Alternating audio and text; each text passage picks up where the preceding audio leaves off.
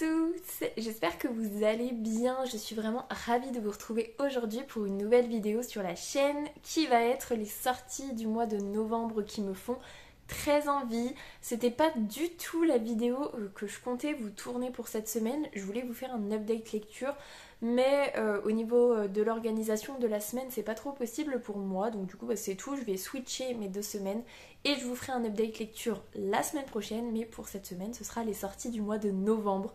Je savais qu'il y en avait une ou deux qui me faisaient très envie, mais je ne pensais pas qu'il y en avait autant. Franchement, quand j'ai préparé la vidéo tout à l'heure, je me suis dit oh, le mois de novembre de folie, je sais déjà tout ce que je vais lire. Pas du tout des choses que j'avais prévu de lire, mais ça va être incroyable, ça va être incroyable. Donc du coup, pour ne pas perdre de temps, on va commencer tout de suite. Alors j'ai fait pas mal de tri au final, j'en avais mis beaucoup de côté et puis finalement j'ai retiré un petit peu ceux qui me tentaient mais que moyennement, et du coup j'ai gardé 8 grands formats et 3 poches, donc ça fait 11 livres à vous présenter, ce qui est plutôt assez conséquent. Je vais essayer de faire ça succinctement, en tout cas je vais essayer. Et du coup on commence avec le premier livre, c'est Passeuse d'âme, c'est le tome 1 d'année de Lewis qui sort le 1er novembre dans des éditions que je ne connais pas encore. Je pense qu'on aura plus d'informations quand il sera sorti, mais pour l'instant je ne sais pas dans quelle édition il sort. Bref, j'ai lu le résumé et j'avoue que ça me fait plutôt envie, même si la couverture, bon, voilà, j'aime pas trop. En gros, on a une famille qui est liée à un démon ou à je sais pas trop quoi. Et en fait, ils font des sacrifices entre guillemets à ces démons pour pouvoir avoir des capacités particulières. Sauf que ces capacités particulières-là, ils ne s'en servent pas pour faire le bien. Et il se trouve qu'on a notre héroïne qui, elle, décide de s'en servir pour faire le bien. Ce qui ne va pas du tout plaire à la matriarche de la famille. Et donc, elle va lui laisser 2 choix en fait. Soit elle est condamnée en fait à aller servir le démon pour l'éternité, soit elle est condamnée à devenir une passeuse d'âme. Alors je sais pas trop ce que c'est une passeuse d'âme, mais du coup elle va choisir d'être une passeuse d'âme bien évidemment. Et j'ai trouvé, en fait le résumé ça m'a plutôt bien intriguée parce que dans ces petites sagas de Bitlit là, souvent elle aurait choisi d'aller avec le démon, sans serait suivi toute une histoire de romance sexualisée, tout ça. Là peut-être, mais en tout cas au vu du résumé, ça partait pas trop dans ce sens-là et j'ai pas mal envie de découvrir en fait, donc peut-être que je me lancerai dedans quand j'aurai bien diminué mes sagas en cours, puisque c'est un tome 1, donc voilà. Mais voilà, ça me faisait plutôt envie, donc pourquoi pas. Ensuite, on a le tome 3 de Éclat d'étoiles de Neal Shusterman qui sort le 3 novembre aux éditions Robert Laffont. Éclat d'étoiles, je n'ai pas encore lu le tome 1. Il était dans ma liseuse, donc peut-être que je vais le récupérer quand mes beaux-parents seront arrivés, s'ils arrivent à me récupérer ma bibliothèque. Bref, Éclat d'étoiles, en gros, on a 6 adolescents qui sont détenteurs de pouvoirs pas cool en fait, ils peuvent exploser et ça peut créer des gros dégâts, et en fait il y a une supernova qui va arriver sur Terre, et eux en fait avec leurs pouvoirs qui sont un petit peu catastrophiques, s'ils se mettent ensemble ils vont pouvoir éliminer en fait cette supernova je crois. Ça a l'air pas mal, et c'est surtout que Neal Shusterman, je l'avais adoré dans La Faucheuse, donc ça m'avait un petit peu titillé. J'avoue qu'il y a 10 milliards de livres qui passent avant, mais un jour, peut-être, je me lancerai dedans. Si vous êtes dans cette saga, en tout cas, sachez que le 3 novembre sort le tome 3. Ensuite, et là je suis tellement heureuse parce que quand j'étais dans la lecture du tome 2 tout récemment, d'ailleurs je vous en ferai l'update la semaine prochaine, je me disais oh, le tome 3 faut pas que j'attende si longtemps parce que j'oublie trop de choses et tout, et j'espère qu'il va sortir dans pas longtemps, et en fait 2 jours après j'ai vu sur Instagram qu'il sortait au mois de novembre. Je suis trop contente. Donc le tome 3 de Magic Charlie, donc c'est Justice soit faite d'Audrey Alouette, sort le 3 novembre aux éditions Gallimard Jeunesse. Je suis trop contente. Je n'aime pas spécialement la couverture, enfin j'aime bien la couverture, j'aime pas ce vert là, je trouve qu'il... Voilà, déjà je suis pas trop vert, et entre le vert du tome 1 et ce vert là, en gros pour moi c'est la fusion du tome 1 et du tome 2, parce qu'on avait vert un peu foncé vite fait, on avait... Enfin c'était surtout marron d'ailleurs, mais bon bref, c'est tout. Je m'égare. on va clôturer là les digressions sur les couvertures et on va plutôt parler de Magic Charlie qui est une saga de jeunesse extraordinaire. Je vous la conseille à 2 milliards de pourcents. J'ai adoré le tome 1, j'ai adoré le tome 2, c'était extraordinaire et je n'ai qu'une hâte, c'est de finir cette trilogie puisque oui c'est une trilogie. Je suis malheureuse que ce soit juste une trilogie.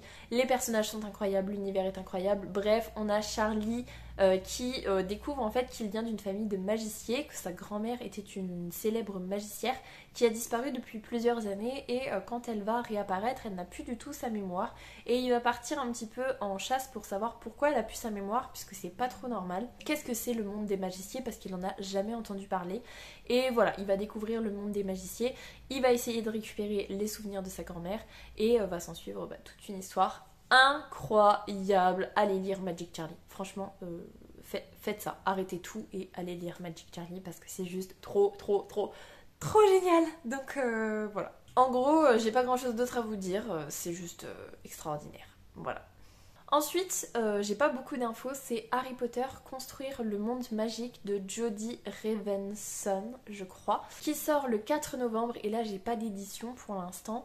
Franchement, je savais pas qu'il était censé sortir, je sais pas exactement ce qu'il vaut, il y avait pas du tout de résumé sur Booknote quand je suis allée regarder, mais j'avoue qu'un Harry Potter basé sur la construction du monde magique, pourquoi pas, franchement ça peut être grave intéressant.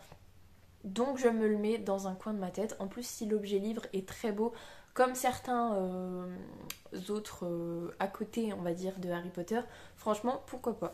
Mais c'est vrai qu'il n'y a pas beaucoup d'infos donc voilà, je suis un petit peu perplexe mais à voir. Ensuite, le 9 novembre, aux éditions Hachette Roman sort le tome 3 de La Passeuse de mots. Donc c'est la mémoire de la lune d'Alric et Jennifer Twice.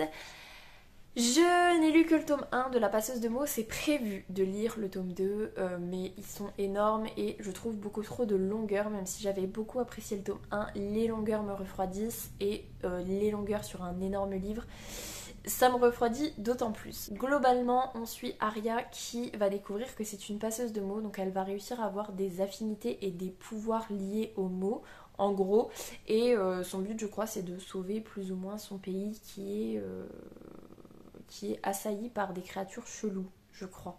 C'est à peu près ça. Après, je vous cache pas que je l'ai lu il y a au moins 2 ans et voilà, je me souviens plus exactement de ce qui s'y passe. Les objets livres sont magnifiques. Le tome 3 ne déroge pas à la règle. Je lirai le tome 2 un jour, mais c'est pas dans mes priorités, en tout cas pas pour l'instant. Mais sachez que le tome 3 sort le 9 novembre. Ensuite, le 10 novembre, et là j'avais vu passer la couverture mais je pensais pas qu'il sortait au mois de novembre et j'étais tellement heureuse de le voir, sort le tome, que je ne dise pas de bêtises, ça doit être le tome 6 du coup, de Anne de Green Gables, donc c'est Anne d'Ingleside, je crois que c'est à peu près ça, de Lucie Maud Montgomery aux éditions Monsieur Toussaint l'Aventure. Vous savez que j'ai une passion, un amour inconditionnel pour Anne et tous les personnages qui gravitent autour et l'ambiance et l'univers et le contexte, tout, j'ai les 5 dans ma bibliothèque. D'ailleurs je ne remercierai jamais assez ma maman parce que elle a beaucoup contribué au fait que j'ai cette merveilleuse édition de Anne. Bref, donc le tome 6 sort au mois de novembre et globalement Anne, on la suit dans le tome 1, elle est toute jeune, elle doit avoir 11 ans. Elle est adoptée par Marissa et Matthew qui sont frères et sœurs et qui commencent à vieillir un petit peu, ils ont besoin d'aide pour s'occuper de la ferme. Ils veulent un jeune garçon, sauf qu'il y a erreur lors du transfert de l'enfant puisque en fait ce n'est pas un jeune garçon, c'est Anne à la place. Et ils vont découvrir Anne et ils vont l'aimer d'amour. Et on va suivre Anne qui grandit, avec toutes ses péripéties, puisqu'il lui arrive beaucoup de péripéties. Mais c'est une pépite, franchement, c'est un énorme coup de cœur. Le tome 2, ça a été un énorme coup de cœur. J'ai trop hâte de lire le tome 3. Franchement, c'est incroyable. Lisez Anne de Lucie Maud Montgomery, c'est incroyable, c'est doudou, c'est drôle, c'est triste parfois. C'est bien écrit, c'est un bonbon. Franchement, c'est un bonbon. Si vous avez un coup de mou, lisez Anne. Si vous avez besoin d'une lecture du doux, lisez Anne parce que vraiment c'est génial. En fait, lisez Anne dans n'importe quelle circonstance. Mais j'avoue que quand on a un petit coup de mou, Anne, ça fait bien plaisir pour remonter un petit peu le moral. Donc voilà. Ensuite, et là c'est pareil, je ne savais pas, j'avais pas vu la couverture passer, je ne savais pas qu'il sortait au mois de novembre, et quand je l'ai vu, je me suis dit, oh, je vais dépenser beaucoup d'argent. Du coup, clairement, là c'était clair, net, précis entre le Han, le Magic Charlie et le tome 3 de Skyward de Brandon Sanderson. Donc c'est Sittoni qui sort le 16 novembre aux éditions Le Livre de Poche. Vous connaissez également mon amour pour la saga Skyward. Enfin déjà mon amour pour Brandon Sanderson, doublé de mon amour pour Skyward. Et donc là le tome 3, mais la fin du tome 2 de toute façon était extraordinaire, donc clairement, voilà, j'ai trop envie de lire le tome 3. Pour vous faire un résumé globalement de Skyward, on a, et là c'est terrible parce que j'ai un trou de mémoire, on a Spensa, c'est ça? Je crois que c'est ça. On va partir là-dessus. Donc on a Spensa qui veut devenir pilote en fait. On est dans de la science-fiction hein, totalement. Et en fait son père était un pilote chevronné. Sauf qu'un jour il a trahi la flotte. Elle y croit pas du tout. Elle pense qu'il y a un truc qui s'est passé qui fait qu'il y a eu ça, mais c'est pas possible que son père il ait trahi sa flotte. Et elle veut du coup rentrer dans l'école de pilotage, sauf que tout le monde lui dit non, non, non, parce que tu es la fille d'un traître et on pense que c'est héréditaire. Donc on ne veut pas du tout prendre le risque, mais de fil en aiguille, en fait, elle va réussir quand même à rentrer dans l'école de pilotage et on va suivre dans le tome 1 toutes ces classes en fait, plus les choses à côté parce qu'elle va vraiment galérer, on lui met quand même des bâtons dans les roues et c'est juste extraordinaire. L'écriture est folle, les personnages sont fous, on va pas dire les familiers parce qu'on est dans de la science-fiction, mais les personnages non humains à côté, pour ceux qui l'ont lu, vous voyez de quoi je veux parler, c'est extraordinaire, tout est extraordinaire, c'est génial, ça se dévore, c'est une belle bricasse mais qui se lit tout seul. Franchement, j'ai trop hâte. Le mois de novembre va être extraordinaire niveau lecture. Je ne sais pas comment je vais faire pour départager en fait, c'est juste pas possible. Et en plus, ce qui est franchement trop bien, c'est que le tome 3 de Magic Charlie, j'avais déjà prévu de le lire, donc c'est cool. Le tome 3 de Skyward, ça me fait avancer une saga, donc je peux totalement le lire. Je suis trop contente. Bref, Skyward le 19 novembre aux éditions Le Livre de Poche. Ensuite, on a le tome 3 de Gods of Men de Barbara Kloss qui sort le 22 novembre aux éditions sûrement Rivka, mais je ne suis pas sûre de ça, c'était pas trop indiqué parce que voilà, je pense qu'il n'est pas encore sorti donc c'est pas clair. Je fais une toute petite parenthèse, la luminosité depuis le début est pourrie, mais alors là c'est encore pire. J'ai baissé mes volets mais j'avais pas envie de me retrouver dans le noir, donc du coup j'ai quand même de la lumière mais en même temps pas trop. Bref, c'est un enfer, mais c'est tout, tant pis, je serai à moitié éclairée, à moitié dans le noir, comme d'habitude, mais il fait beau et voilà, donc c'est tout. Bref, on revient à Gods of Men. C'est une saga que je n'ai pas encore commencé. J'avoue que j'avais prévu. J'ai pas trop relu le résumé, je me souviens juste qu'on est dans un monde où la magie est totalement interdite, que tous les enfants, enfin toutes les personnes plutôt qui ont des capacités, des pouvoirs sont chassées et exterminées. Et en fait on va avoir une jeune fille qui elle va se rendre compte petit à petit que la musique qu'elle produit a des pouvoirs particuliers. Donc je trouvais l'idée incroyable. Tout le monde l'a lu. Non, c'est faux. Pas tout le monde l'a lu, mais une bonne partie de Booktube, tout ça, a lu Gods of Men et j'aimerais bien en fait me lancer dedans. Sauf que c'est une nouvelle saga, donc non. Et c'est une pavasse, mais il doit faire au moins 1000 pages le truc, et objectivement, pour l'instant je peux pas trop me permettre de me lancer dans des pavasses de 1000 pages, pas trop, donc voilà, j'attends, mais il fait partie quand même des sagas que j'aimerais bien commencer un jour, donc je me le mets dans un coin de ma tête, mais en tout cas sachez que le tome 3 sort le 22 novembre. Ensuite, on passe au livre de poche et celui-là, je vous en ai parlé il n'y a pas si longtemps, donc ça devait être il y a peut-être 3 mois maximum, et il sort déjà en livre de poche, donc c'est plutôt cool. C'est Le sang et la cendre de Jennifer L. Armentrout, qui sort le 2 novembre dans une édition de poche, très certainement, mais je ne sais pas laquelle, donc voilà, on va faire sans l'édition. J'ai relu en diagonale le résumé. On a deux nations qui s'affrontent dans un monde de fantasy, bien évidemment. On a une jeune fille qui est destinée depuis son plus jeune âge à rester pucelle et complètement calfeutrée dans un palais parce que son but c'est d'aller épouser, je crois, le prince de la nation ennemie ou un truc dans le genre pour apaiser les tensions. Et en sachant qu'elle est orpheline, ses parents ont été tués quand elle était jeune, je crois. Bref, donc son rôle c'est vraiment de sauver la nation par un mariage. Sauf que elle, c'est pas forcément trop ce qu'elle veut. Elle a pas envie d'être un outil en fait. Et en fait, il se trouve que le garde qui la garde captive, puisque même si elle est dans un palais, qu'elle n'est pas dans un donjon, dans un cachot, tout ça, elle est quand même captive. Le garde qui la garde du coup, en fait il y a un petit truc qui se passe entre les deux et j'aimerais trop en fait savoir ce qu'il en est. Je ne suis pas sûre, mais je crois qu'on m'en a dit du bien. Je suis pas sûre que ce soit celui-là dont on m'a parlé, mais peut-être. Bref, j'aimerais bien tenter l'expérience. Je vous ai déjà dit que Jennifer L. Armentrout, je l'avais adorée en romance. Mais je l'avais pas trop aimé dans le fantastique que j'avais lu. Le seul et unique fantastique c'était Lux plutôt. Bref, on s'en fiche de la prononciation. Je l'avais pas trop aimé là-dedans. Donc là j'aimerais bien voir, je pense que c'est plutôt fantasy. Donc j'aimerais bien tester ce genre avec elle. Donc voilà. Ensuite, le 10 novembre, je ne sais absolument pas dans quelle édition sort l'Ikabog de J.K. Rowling.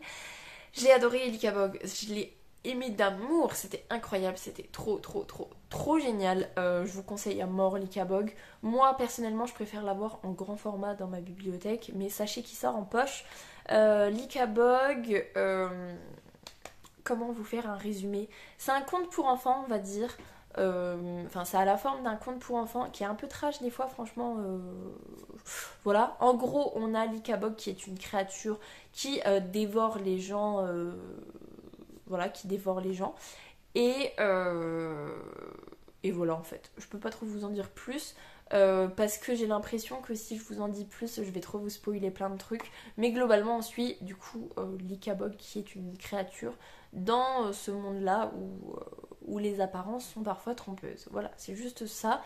Et coup de cœur absolu, c'était extraordinaire, c'était génial. Lisez l'Ikabog si vous ne connaissez pas, c'est trop bien. Et lisez l'Ikabog à vos enfants, pas trop jeunes non plus. Parce que c'est... Je dirais bien que c'est presque au même niveau que les contes de Grimm, je pense. En termes de... La vie, c'est pas facile quand même. Et puis, c'est pas tout beau, tout rose. C'est pas que des petits oiseaux qui chantent. Voilà. Donc, pas trop tôt. Mais voilà, pour les enfants, c'est génial. Donc, n'hésitez pas une seule seconde. Et le dernier livre de poche, je n'ai absolument pas lu le résumé et je m'en fiche puisque le nom de l'auteur suffit. Le 16 novembre sort aux éditions Le Livre de Poche, parce que là j'ai l'édition 6ème du Crépuscule et autres nouvelles de Brandon Sanderson. Et voilà, juste ça, ça suffit largement. J'ai déjà lu un tout petit livre de Brandon Sanderson. J'étais un petit peu frustrée du fait que c'était un peu trop petit pour moi, parce que c'est vrai que Brandon Sanderson, j'aime bien quand c'est très étoffé. Mais pourquoi pas. Non mais c'est quoi cette luminosité nulle là? Ça me gave. Bref, on a presque fini. Donc Brandon Sanderson, je le préfère dans des gros univers. Mais en nouvelle, ça peut être super cool parce que justement, Brandon Sanderson, je le lis pas suffisamment parce que c'est des énormes pavasses. Et des fois en fait j'ai envie de lire du Brandon Sanderson mais j'ai pas forcément le temps, j'ai pas forcément l'énergie à consacrer à une énorme brique avec un univers extrêmement détaillé et complexe. Et juste des petites nouvelles, ça peut être trop chouette. Donc voilà, sachez que un petit poche de Brandon Sanderson avec des petites nouvelles sort le 16 novembre. Et donc voilà pour les sorties du mois de novembre. Il y en avait pas mal finalement. Et il y en a les 3/4 qui me font trop envie. Franchement, j'ai trop hâte. Magic Charlie, j'ai trop hâte. Anne, j'ai trop hâte. Et Skyward, j'ai trop hâte. Et même le premier, je me souviens déjà plus du titre, c'est Damnée. Me fait pas mal envie. Franchement, pour une petite lecture de transition comme ça, ça me fait pas mal envie. Le seul souci, c'est que c'est un tome 1. Donc faut que j'avance quand même 2-3 sagas avant. Mais voilà, j'ai trop hâte. J'espère que pour vous, le mois de novembre vous hype autant que moi. En tout cas, je suis au taquet là. J'ai trop envie de lire. Bref, sur ces bonnes paroles, je vais vous laisser là-dessus. J'espère que cette vidéo vous aura plu. Si c'est le cas, n'hésitez pas à mettre un petit pouce dans les airs, à vous abonner à la chaîne et à venir discuter avec moi en commentaire. Ça me fera super plaisir. En attendant, je vous souhaite une très belle semaine, de très belles lectures et je vous dis à la semaine prochaine. Salut!